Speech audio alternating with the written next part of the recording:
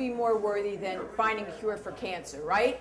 Which is why I joined about 30 of my coworkers in a 5K run/walk for ovarian cancer research. And I had never done anything like that before. I was a relatively new employee with this oncology practice, so I met up with my coworkers at Fairmount Park Memorial Hall in Philadelphia on a beautiful September morning, and I was so excited to see about 2,000 people had gathered there for the same purpose. So I run up and I meet my team, and I get my T-shirt that matches theirs and a bib with a a member number on it, and they take our group picture, and then the race starts at 8:30 exactly, and the runners head out first, and the rest of us walkers are behind them.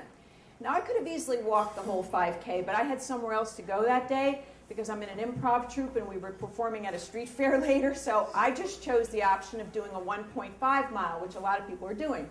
So I see the 1.5 mile off to the side of the road, so I head over there. And I must have missed a turn or something, because after a while I was seeing more runners on the path with us, and up ahead I could see a sign that said 5K, and people were turning to the left, and there was a female volunteer there. So I went up to her and I said, wait a minute, is that just for the people doing the whole 5K? And she said, yes. Well, that's when I felt a little panicked, because I didn't have time to do the whole 5K. I had an improv show to go to.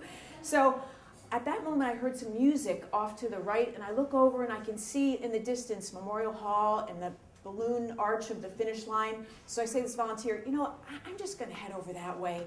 And she gives me this look like, whatever, you weirdo, because then I have to cut over this little grassy hill and turn on this road to the right. So at that moment, the first thing I noticed was that there were only runners on this road. And these were obviously the fastest runners, the ones who had already completed all the loops in the race and were headed in the home stretch. And that's when I panicked, because I realized that I'm just walking along. And I realized I made a horrible mistake by trying to go to the front of this race. Because up ahead I can see these cheerleaders, these high school cheerleaders in these cute little red and white outfits.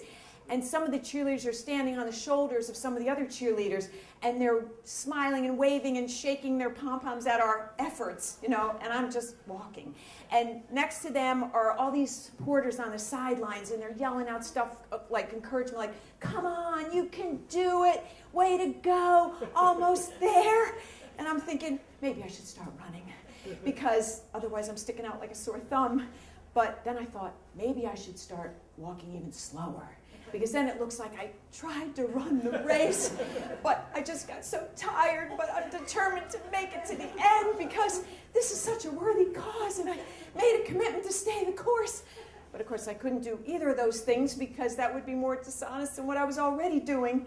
So I'm just thinking, oh God, what am I going to do? And then I hear the music again. It's the music from Rocky, the theme song from Rocky. Da-da-da, da-da-da, da-da-da, da-da-da.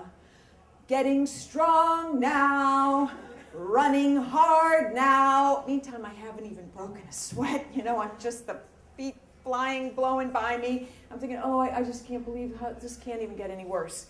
And then I see this big clock near the finish line, this big clock with digital numbers, and the numbers are counting down. And as I approach the finish line, it says 22 minutes and 37 seconds. And I'm thinking, 22 minutes and 37 seconds? It would have taken me more than twice that long to even have walked the 5K. And now they're taking my picture crossing the finish line at 22 minutes and 37 seconds.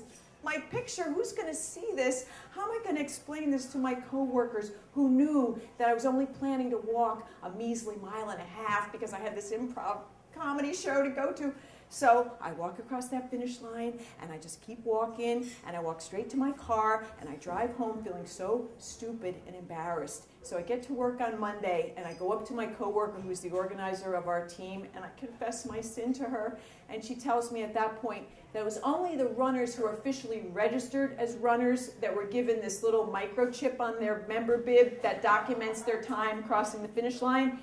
So that meant there was no actual record of the time that I crossed the finish line, no documented proof of the fact that I cheated in a race designed as a fundraiser for cancer research. Thank you.